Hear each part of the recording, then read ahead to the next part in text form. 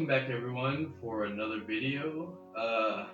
As you can see, I have my new setup, and I realized on my Among Us videos that you cannot hear my brother's voice, and that's just my fault because I didn't have the detecting other voices thing on XSplit, but it's totally my fault. But on the next video, you'll be able to hear who we're playing with because I should be able to get more there. But alright. So we're gonna start back up with Shoujo or Katawa Shoujo, and it's been a while, so I can't really remember all that happened. I need to load. So I don't remember much. I'll just. Are you sure you want to just? What? Load. Okay. So in the end, I agree, but only after getting Shizune. Oh wait,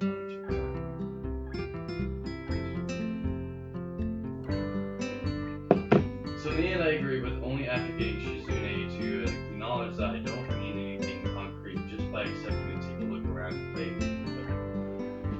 Lunch ends and we go back to class. Oh gosh, what the heck? She's in the corner. During afternoon classes, the long-haired girl comes back and sits down in her seat without a word. And again, no one seems to notice, or if they do, no one says anything. I want to ask Misha about it, but I don't want to be nosy. After school, Shizune and Misha quickly find me by the first floor lobby and latch onto me, covering each flank in case I might try to escape. I feel a little offended by it. I've been considering it. Nevertheless, I'm a bit disturbed that enough people have made a break for it in the past that they come their guard. What's with the escort? That doesn't make me feel very comfortable. In fact, it makes me feel like a dangerous prisoner being transported to a cell. Oh, well, haha! What's wrong, He-chan? Or Hik-chan? Or Chan? I don't know how to pronounce it. I say Chan, some people say Chan. I'll just say Chan because that's what I say. I'm American, okay? That's right, we're just going to play a game of Risk, remember? I don't know, Misha. This all seems a little sinister to me. I start thinking that when we sit down and play the game, they'll tie me down and torture me until I agree to join the student council. Well, that's highly unlikely, but still. For some reason, it just seems like it would be so plausible. Yeah, these girls are pretty creepy. Getting to the student council room is as simple as turning 2 corners from where we started. What's that? Or what? That's it? This makes you guys being so on top of me seems a little silly. That's not true, Hik-chan. Shik-chan says that when their life is threatened, people have shown the capacity to pull off superhuman bursts of speed. Life is threatened.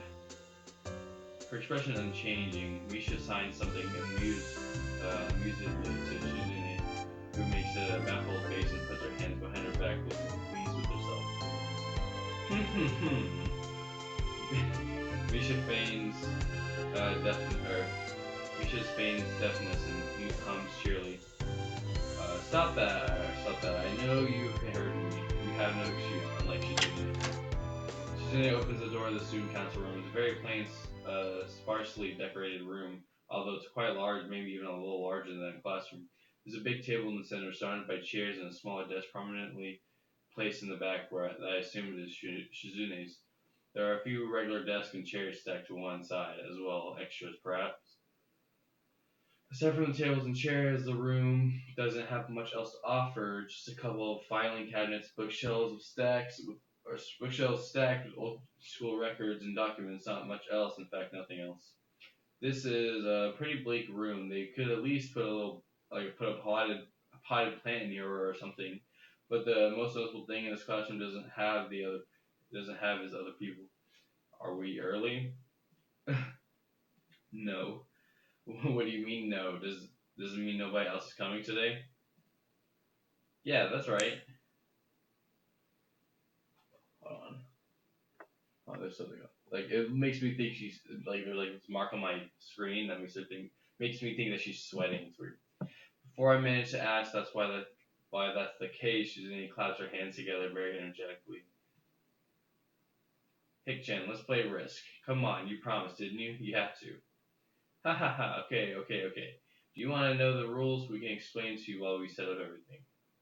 While Misha is talking, Shizune takes out what looks like a board game from behind one of the filing cabinets and throws it on the table. Actually, this looks kind of interesting. After Misha spends a little too long for her liking running through the basics with somewhat a vague and confusing tutorial, Shizune cuts in and declares the game has started with a decisive motion, slicing her arm through the air.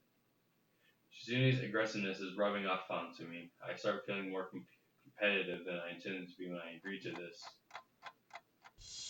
Halfway into the game, I try to ponder how to defend against Shizune's assault from two fronts. She breaks my concentration by drumming her fingers on the table to get my attention. Hick-chan, Shik-chan wants you to know that you are taking too long to make a move. Shik-chan also says that she will let you keep Australia if you agree to join the student council. I thought this was a game with no strings attached. Just the fact that she would dangle that over my head as an offer means that she knows I care about the outcome of the game. And anyways, no. Sorry. Shik-chan admires your fighting spirit and would be a benevolent dictator who will spare your people if you agree to join the student council. You're so competitive, Shizune. You seem to take this as a compliment. I would expect the student council president to be a little more magnanimous.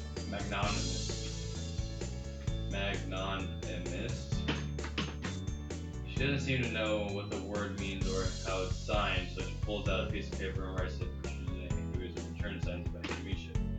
Misha presses her index fingers against her temples, trying to physically imprint the word into her memory. Suddenly, Shizune bursts into a fury of gestures. Misha looks daunted by the pace of repeated signing. Wait, please slow down, Shik-chan. Hick-chan. Shik-chan says you're going to lose. Tell her I will crush her world empire with my rebellion. Okay. The eyes of her shine with childlike mischief. She says you have no chance if you keep playing like this. No, you won't. It's a trap. It's smart to play defensive here. She has a point of tech. Okay, so let's think. Okay, so if I were a dictator and okay, whatever. Let's just go with this trap because let's say she would destroy me. The best thing I can do is defend, because if I attack her attack, then she's gonna take all my people out rather than me defending and having home base advantage. So yeah, it's likely that she's just trying to psych me out. Looking at the board again, I have a pretty good defense setup, and I'm not going to wreck it doing something reckless. A few turns later, I lose the game anyway. No! What would have happened if I attacked?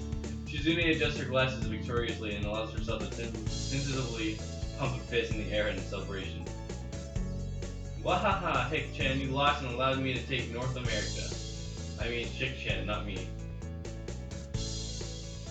Being in control of North America is ambitious, because it provides a 5-army bonus that you can attack it from 3 fronts, so you must defend them all. I thought you'd have more guts. How disappointing. Ambition, Hick-chan. You need to play to be more daring. Ambition. I've never played Risk, so I don't know. I was really excited when you took South America, but then you switched to playing defensively just because you gained a small advantage. That's no good, Hick-chan. You didn't take enough risk, and when you did, you didn't follow through. That's terrible, Hick-chan. Damn, that's it.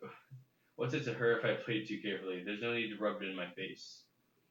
Oh, she got closer. What a weirdo. I wonder if you've even been any good for this. I wonder if you've even been good for the student council. What's this? Reverse psychology? I guess I don't have to worry about joining or not in that case. Giving up just like that? I expected more of you. Seriously, she's trying to tom me into joining the council. Besides, I don't even want to join. It's only my second day. I can't make that kind of commitment. I haven't even taken a good look at any other clubs yet, and these two, they're a little weird. Fine, I'll consider joining the council, but I want you to take a look at the club before I decide. Really, Hick-chan? You're not just saying to make us feel better? Or saying? Yeah, I'm just not sure that I want to. Aw. Okay, Hick-chan, we're not going to give up so easily. You said maybe. There's still a chance you'll come around. Come on, we could really have some fun. We could play more Risk and maybe one day you can beat me unless we graduate before that. That doesn't make me feel any less reluctant about joining, you know. Well, surely you are not that horrible at board games. Maybe we can play a game or, then to give you a handicap. Maybe have said that just to make you feel better after all. Oh wait, I might have said that just to make you feel better after all. Oh, that's cool, Hick-chan. I take a glance at the clock on the wall and realize I've spent far longer playing Rust than I expected. Sorry, I think I have to go. I want to go to the library. It's not closed yet, is it? Shizune scratches her head and gestures at Misha. How hard can it be to determine whether the library is open? There's a clock right there on the wall. It should be, unless the librarian is absent. I think you're right, Shik-chan.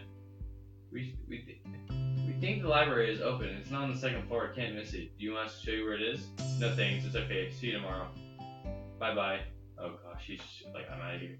One flight of stairs up and I run into problems. The second floor hallway is a carbon copy of the third floor one. Wide of course in the plain, or way of course and plain, like the only hallways can be. The problem is that the library's whereabouts are not easily determined as one would think. Classrooms are marked with signs stating the class they belong to, and then there is a plethora of other unmarked rooms. Is the library one of them, or could it just be somewhere down the hallway? I bet on the ladder and choose my directions at random. After I turn around the corner, an unmarked door draws my attention because it's not closed. It's not open either, just barely ajar so that I can see it open and nothing else. It would make more sense of the library door to be invitingly open, and while this one is not quite that, it's good enough. At the very least, it means that someone is inside and I can ask for directions, no matter how embarrassing that is. I gingerly push on the center of the door with my fingertips, every muscle in my arm ready to pull back at the moment it's noticed. The feeling of being an outsider to the school can't be shaken from my mind, so much so that I instinctively feared doing something wrong by entering. The door slowly creaks as if groaning from a deep sleep, though it was much easier to open than I anticipated. Leaning over and poking my head even further inside, gaining sight of the room as fast as possible. The meek hello on my lips is quickly snatched away. Whoa, who's this girl? She looks normal. This is not what I was expecting. I mindlessly let the door open to its full extent, taking in slightly of the solitary figure taking center stage in the otherwise abandoned room. Sushin steals my voice, leaving me standing at the door staring at the beautiful girl. Evidently, having taken her time to assess the situation, the girl gently puts down her teacup and opens her eyes, but doesn't look at me. Hello there, may I help you? She's blind! Standing directly in the front of herself, the movements of her lips seem to break the silence rather than words.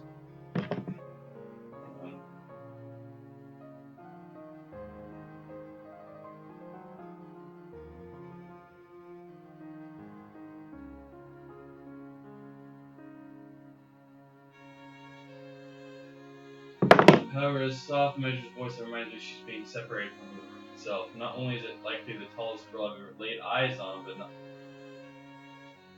among the foreigners I've met, she's strikingly distinct. Hi. Sorry for intruding, I was just kind of lost.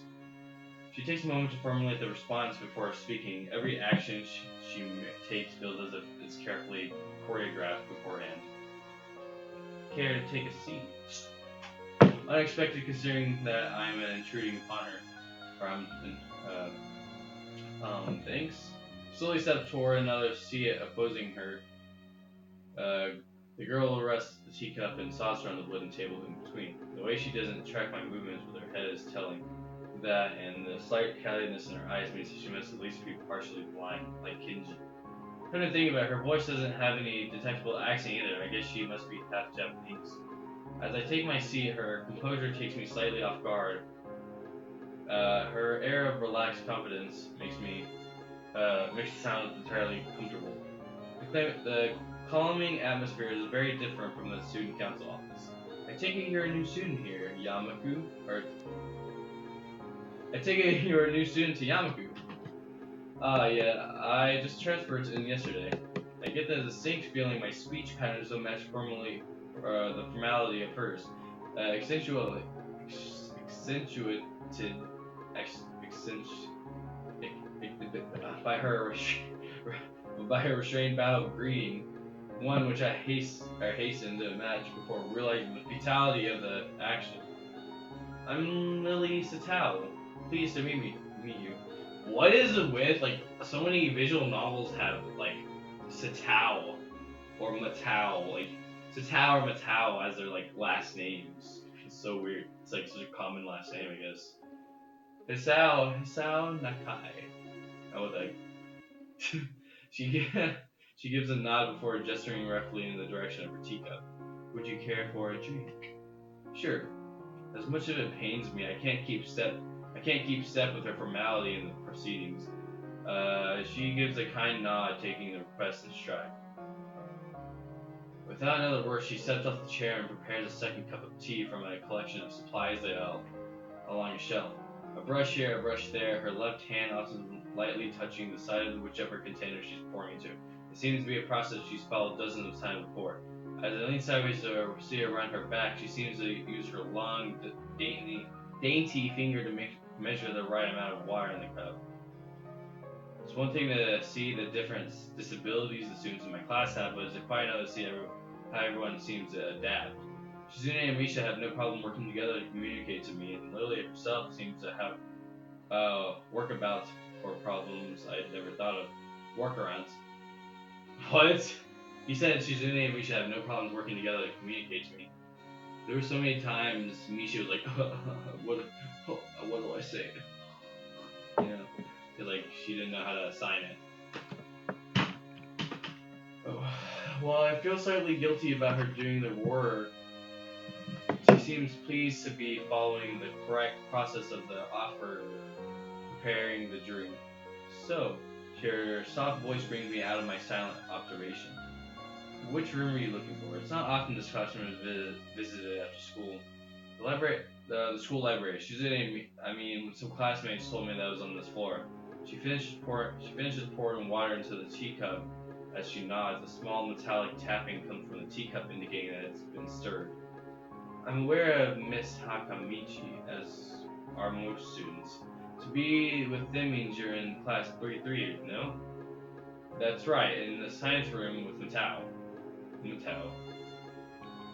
She gives a small giggle before setting down the teaspoon and slowly walking towards the table, teacup and saucer in hand. He's quite a character. I imagine you'll come to liking him, Stu. Oh, look at him. He's like, look at, oh my gosh, it's scary. She says some tea. I generally take it and have a sip. I'm really more of a coffee person, but this seems like a rather bad moment to bring it up.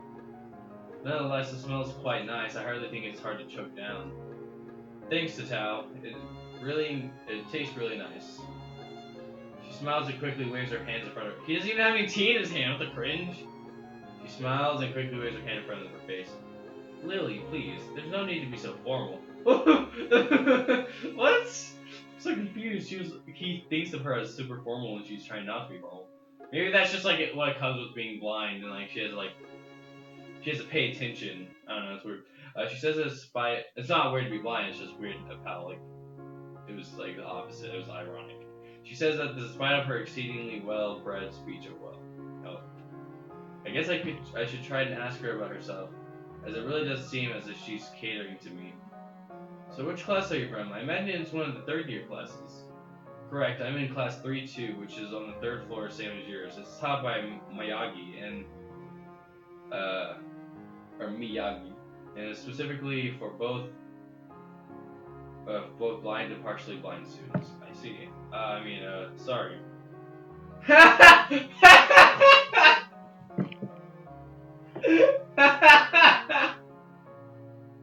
You said, I see. And she's blind. Yeah, sorry.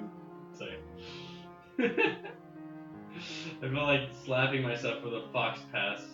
Looking at her face, though she doesn't seem the least bit put off by it. My, there's no need to change your speech on my account. Sure, sorry. I guess I'm really showing my newness here. An environment like this would be a big change, so I can't fault you for it. While the same can't be said for everyone, many have come in turn for their recognition. A category which would include her, it seems, also ready to jump ship from this particular topic. I seek you into another. Do you come here to drink tea often? It's a really nice place. Thinking on it, this might be a version of a place behind my school that I like to have lunch at. I come here fairly often during lunchtime. My duties as class representative don't leave enough time for an official club, so a friend and I use this room for having tea. Class representative, huh? Compared to Shizune, her mannerism seems to be almost completely opposite. While Shizune's blunt and fiercely driven, Lily seems relaxed and calm about aloof, or almost aloof. Come to think of it, she might be useful for less biased views of the school's clubs. What kinds of clubs are there to join? The more popular ones are track, field, and field clubs, which is the field near the school during lunchtime, the baseball club, and book club in the near the room library. I keep forgetting to do the voices. There are almost numerous small ones too, though, such as an art and music club. At a time when that's gonna be okay. Anyways. At a time when I just wanted to get on my feet, rushing into a club right away seems slightly unappealing. Oh, I can go back and forth. There are numerous ones. Okay, at a time when I wanted to get on my feet, rushing into a club. I wonder if the school shares the same rules as my old one. Is it compulsory to join a club? It isn't, though it is encouraged. Ah, good. That's a relief. I really let down my guard around this girl to let such a thing slip out. The fact seems to slightly amuse her. Not wanting my cup to get cold, I finally start drinking as Lily does the same. As I look over to the window over her shoulder, I notice that a light coming to the room distinctly orange tint. Even here, time doesn't stand still. The time has gone quickly. Sorry? Right, she's blind. Of course, she can't see the sun setting. It just looks like the sun's starting to set. It seemed to come as a surprise for her. I guess she must have lost track of the time. Sorry, Sal. I didn't mean to keep her from the library for so long. I quickly moved to allay her concern. Oh no, it's okay. The library's still open, isn't it? She pauses and takes a moment to think on it. It's probably something I should have asked Shizune when I had the chance, but Lily seemed like no in any case. True, it's open from until 6:30 during the weekdays. A quick glance at my watch proves I would have well enough time to get there. I might get going in that case. It's been nice talking to you, Lily. She smiles and gives a deep nod, her hands still neatly folded on the table in front of her. It was my pleasure. Oh, come to think of it, shall I show you where the library is? I couldn't possibly ask for more help. I should be able to find it alright. Well, unless my navigational skills fail me, which they seem to have a habit of doing. It's alright. I was going to be talking to the librarian there in any case. I could introduce you. This is better and better. It's quickly hard to deny her offer. It's pretty hard to deny. If you're sure, then that'd be great. Thanks. As she stands up to follow me, she takes a hold of a straight, retractable cane that has been slipped in her hand over a bag on the floor of her back. Compared to this cane the boy in my class had, Lily's looks much thinner and longer. His must be for Safari, whereas Lily's is for navigation. Together we leave the peaceful room and enter the empty hallway on the way to the library. Side by side, my pace carefully slowed to match hers, we slowly walk through the hallway. It doesn't take long for us to arrive at the door to the warm-looking room, apparently situated in the center of the floor rather than either wing. Ladies first. She gives an appreciative smile at the gesture, taking the lead as we file in. To the left is a wooden library counter. Okay, so I'm going to stop here. We'll save the library for next video. I hope y'all enjoyed this video, and I hope y'all have an amazing time. Like and subscribe. Peace.